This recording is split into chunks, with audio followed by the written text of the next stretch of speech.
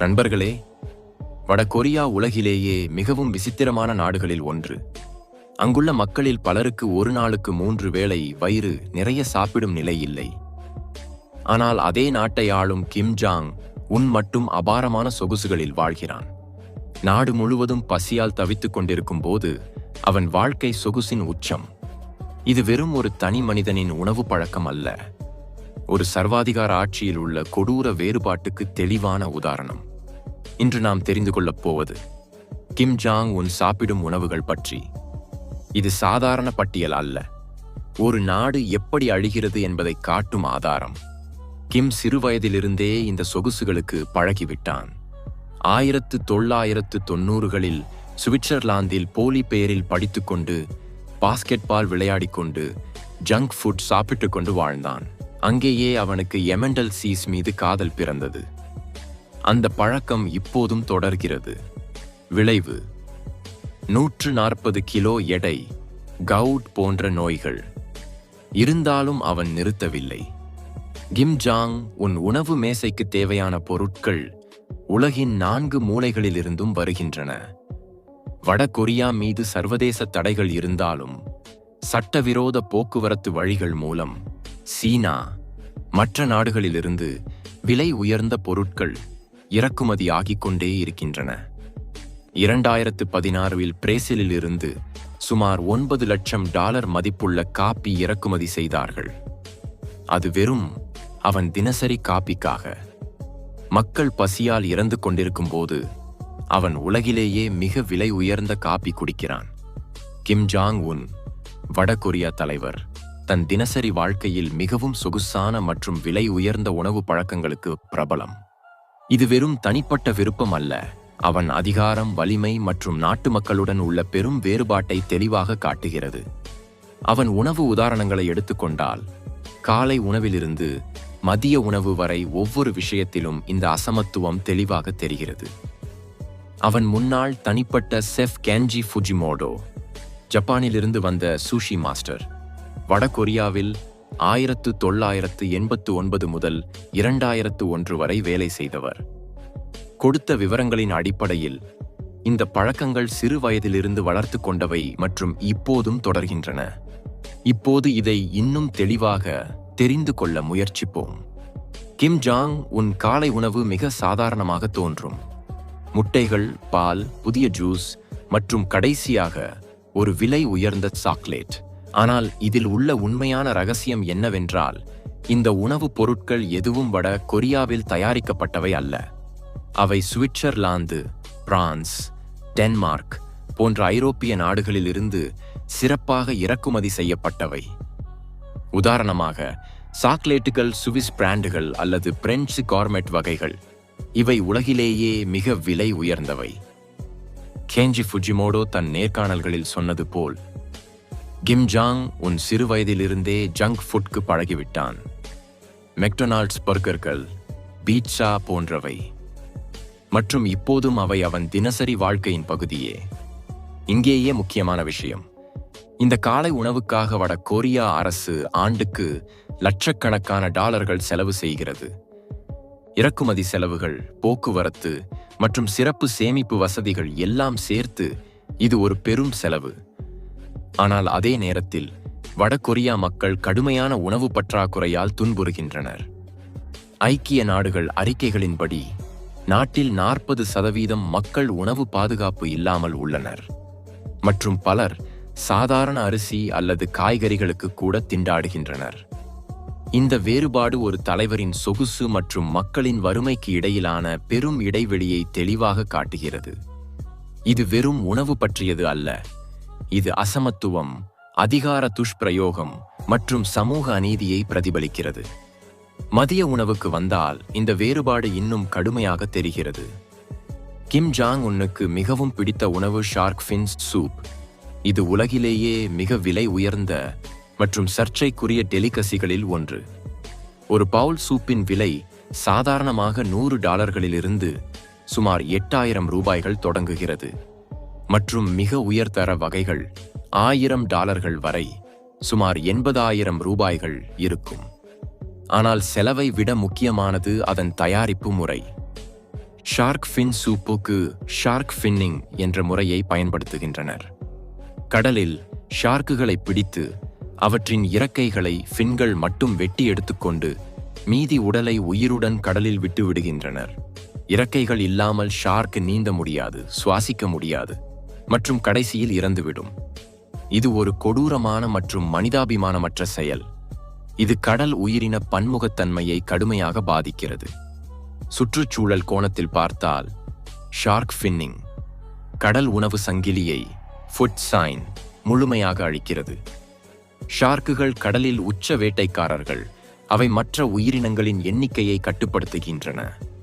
இவற்றை இப்படி கொன்றால் மீன் சமநிலை பாதிக்கப்படும், பவழப்பாறைகள் அழியும் மற்றும் மொத்த கடல் சுற்றுச்சூழல் அமைப்பு ஆபத்தில் சிக்கும். உலகில் பல நாடுகள், உதாரணம் ஐரோப்பிய யூனியன், அமெரிக்கா, சீனாவில் சில மாநிலங்கள் இந்த முறையை தடை செய்துள்ளன மற்றும் WWF world wild life fund போன்ற அமைப்புகள் இதற்கு எதிராக பிரச்சாரம் செய்கின்றன. ஆனால் வடகொரியாவில் இந்த தடைகளை கண்டுகொள்வதில்லை. ஏனென்றால் கிம் ஜாங் உன்னுக்கு இது ஒரு அந்தஸ்து சின்னம். பஞ்ச காலத்திலும் சொகுசு. இந்த பழக்கம் புதியது அல்ல. இது கிம் குடும்பத்தில் பரம்பரையாக வந்தது. 1990களில் வட கொரியா ஆர்டியூஸ் மார்ச் என்று அழைக்கும் கடுமையான பஞ்ச காலத்தில் இருந்தது. சோவியத் யூனியன் வீழ்ச்சி, இயற்கை பேரழிவுகள் மற்றும் பொருளாதார மேலாண்மை தவறுகள் காரணமாக லட்சக்கணக்கான மக்கள் பசியால் இறந்தனர். மதிப்பீடுகளின்படி 2 முதல் 3 மில்லியன் வரை. அதே காலத்தில் கிம் ஜாங் உன் தந்தை வாரத்துக்கு 3 முறை ஷார்க் ஃபின் சூப் குடித்தான் என்று ஃபுஜிமோடோ வெளியிட்டார். மக்கள் பசி துன்பங்களால் இறந்து கொண்டிருக்கும் போது தலைவன் சொகுசு உணவுகளுடன் வாழ்ந்தான். இது ஆள்வோருக்கும் மக்களுக்கும் இடையிலான பெரும் தூரத்தை தெளிவாக காட்டுகிறது. இப்போது கிம் ஜாங் உன் அதே வழியை பின்பற்றுகிறான். ஃபுஜிமோடோவின்படி அவனுக்கு தடிமனான டியூனா சூஷி, கொழுப்பு டியூனா துண்டுகள் மற்றும் ஷார்க் ஃபின் சூப் மீது கடும் விருப்பம் உண்டு. தன் தனிப்பட்ட பார்ட்டிகளில் விருந்தினர்களுக்கு, பொதுவாக அதிகாரிகள் அல்லது வெளிநாட்டு விருந்தினர்கள் கூட இவையே பரிமாறுகிறான். இது அவன் அதிகாரத்தை, வலிமையை காட்டும் சின்னமாக மாறியுள்ளது. நான் எதையும் செய்ய முடியும், எதையும் பெற முடியும் என்ற செய்தி. ஆனால் இந்த சின்னத்துக்கு பின்னால் மறைந்திருப்பது கடல் உயிரின அழிவு, சுற்றுச்சூழல் இழப்பு மற்றும் மனிதாபிமான அசமத்துவம். மொத்தத்தில் பார்த்தால் கிம் ஜாங் உன் உணவு பழக்கங்கள் வெறும் தனிப்பட்ட விருப்பங்கள் அல்ல. அவை ஒரு சமூகத்தில் உள்ள அசமத்துவங்கள், அதிகார துஷ்பிரயோகம் மற்றும் சுற்றுச்சூழல் பொறுப்புகளை பிரதிபலிக்கின்றன. வடகொரியா போன்ற மூடிய நாட்டில் இந்த விவரங்கள் வெளியே வருவது அரிது. ஆனால் ஃபுஜிமோடோ போன்றவர்கள் மூலம் நமக்கு தெரிகின்றன. இது நமக்கு ஒரு பாடம். சொகுசு மற்றும் பொறுப்புக்கு இடையே சமநிலை இல்லாமல் எந்த சமூகமும் நிலைத்து நிற்காது. பானங்கள் விஷயத்துக்கு வந்தால் அவன் சொகுசு இன்னும் பயங்கரமாக உள்ளது. அரண்மனையில் பெரும் வைன் கிடங்குகள் உள்ளன. அவன் குடிக்கும் சிறப்பு மது ஒரு ரஷ்யன் வோட்கா பாட்டிலில் முழு கோப்ரா பாம்புடன் தயாரிக்கப்பட்ட பானம். இது வலிமையை அதிகரிக்கும் என்ற அவன் நம்பிக்கை. இது முழுமையாக சட்டவிரோதமானாலும் அவன் கண்டுகொள்வதில்லை. 2014 அறிக்கைகளின்படி இந்த மதுவுக்கு அவன் அடிமையாகிவிட்டான். ரஷ்யாவுடன் அவன் நெருங்கிய உறவுக்கு இதுவே ஒரு காரணம். கிம் ஜாங் உன்னுக்கு பிடித்த பானங்களில் ரஷ்யன் வாட்கா முக்கியமானது. இது அவனுக்கு மட்டுமல்ல, இராணுவத்துக்கும் வழங்குகின்றனர். 2019இல் ஐக்கிய நாடுகள் தடைகளுக்கு இடையிலேயே சுமார் 92,000 பாட்டில்கள் வோட்கா சட்டவிரோதமாக கொண்டு செல்லப்படும் போது பிடிபட்டன. 2023இலும் சீனா சுங்க தரவுகளின்படி லட்சக்கணக்கான டாலர்கள் மதிப்புள்ள மது இறக்குமதியானது. இது உயர் வர்க்கங்களை விசுவாசமாக வைத்திருக்க. மக்கள் பசியால் உள்ளனர். ஆள்பவன் சொகுசுகளில் மூழ்கியுள்ளான். கிம் ஜாங் உன் சாப்பிடும் உணவு, குடிக்கும் மது, இவை அவன் ருசிகளின் கதை அல்ல. ஒரு நாடு பசியால் எப்படி சரிகிறது என்பதை சொல்லும் அமைதியான சாட்சி. ஈக உணவுகள் விஷயத்துக்கு வந்தால் எமெண்டல் சீஸ். இது சுவிட்சர்லாந்துக்கு சொந்தமான விலை உயர்ந்த சீஸ். தயாரிப்பு கடினமானதால் விலை அதிகம். சாதாரண செஃப்கள் செய்ய முடியாது. இருந்தாலும் இது கிம் ஜாங் உன்னுக்கு மிகவும் பிடித்தது.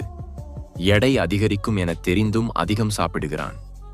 சிறுவயதில் சுவிட்சர்லாந்தில் படித்த போதே இதன் மீது காதல் உருவானது. 2014 அதிகம் சாப்பிட்டு உடல் நல பிரச்சனைகளால் மக்கள் பார்வையிலிருந்து மறைந்தான். இப்போதும் ஆண்டுக்கு சுமார் $80,000 மதிப்புள்ள சீஸ் இறக்குமதி செய்கிறான். இவை அவன் சிறுவயது நினைவுகள், ஆனால் நாட்டுக்கு சுமையே. மாமிச உணவுகளில் அவன் உலகிலேயே மிக விலை உயர்ந்தவற்றை சாப்பிடுகிறான். ஒரு பவுண்ட் பீஃப் விலை சுமார் $42,300. இந்த ஸ்டேக்கை அவன் விருந்து உணவுகளில் அடிக்கடி சாப்பிடுகிறான் என்று அவன் தனிப்பட்ட செஃப் கென்ஜி ஃபுஜிமோடோ வெளியிட்டார். சர்வதேச தடைகள் இருந்தாலும் ஜப்பானில் இருந்து இந்த ஸ்டேக்கை சட்டவிரோதமாக இறக்குமதி செய்கின்றனர். அதேபோல் சூஷியும் அவன் பிடித்த உணவு. சாதாரண செஃப்களுக்கு சாத்தியமில்லாத இந்த உணவை கென்ஜி சிறப்பாக கற்றுக்கொண்டான். அவன் கிம் சிறுவயது நண்பனும் கூட. 2012 வட கொரியாவில் நடந்த விருந்துகளில் சூஷி, ஸ்டேக் போன்ற விலை உயர்ந்த உணவுகள் பரிமாறப்பட்டன. இவை தனிப்பட்ட பழக்கங்களாக தோன்றினாலும் நாட்டு நிலையுடன் ஒப்பிடும்போது கடும் வேறுபாடு தெளிவாகிறது. விலை உயர்ந்த பானங்களில் ஹென்னெஸ்ஸி மீது கிம் உலகிலேயே அதிகம் செலவு செய்யும் தலைவர். ஆண்டுக்கு சுமார் $1.6 மில்லியன் செலவு செய்கிறான். இந்த பழக்கம் 1990களிலிருந்தே தொடர்கிறது. அவன் தந்தை கிம் ஜாங் இலும் ஆண்டுக்கு சுமார் $7 லட்சம் செலவு செய்தார். ஐக்கிய நாடுகள் அறிக்கைகளின்படி நாட்டில் சுமார் 10 மில்லியன் மக்கள் உணவு பற்றாக்குறையால் துன்புறுகின்றனர். தடைகள் காரணமாக சாதாரண இறக்குமதிகள் நின்றாலும் கிம் சொகுசுகள் மட்டும் தொடர்கின்றன. விளைவாக மக்களில் ஊட்டச்சத்து குறைபாடு அதிகரித்தது. மனிதாபிமான உதவி தாமதமானது. 2011க்கு பிறகு அவன் சொகுசு செலவுகள் இன்னும் அதிகரித்தன. 2017 மட்டும் தடைகளுக்கு இடையிலேயே $1.35 லட்சம் ரஷ்யன் வோட்கா, $1.9 லட்சம் விஸ்கி சட்டவிரோதமாக இறக்குமதி செய்தார்கள். இது சுமார் 90 நாடுகளின் நெட்வொர்க்குடன் நடத்திய செயல்பாடு என்று அறிக்கைகள் சொல்கின்றன. இந்த செலவுகளின் நோக்கம் அதிகார வர்க்கங்களை விசுவாசமாக வைத்திருப்பது. ஆனால் அதே நேரத்தில் சாதாரண மக்களுக்கு உணவு, மருந்துகள் பற்றாக்குறை இன்னும் கடுமையானது. கிம்மை அழுத்தம் கொடுக்கும் நோக்கத்துடன் விதிக்கப்பட்ட தடைகள் உண்மையில் அவன் தனிப்பட்ட வலிமையை இன்னும் வலுப்படுத்தியதாக ஆனது. இந்த கடும் வேறுபாடே வட கொரியாவின் உண்மை நிலையை தெளிவாக காட்டுகிறது.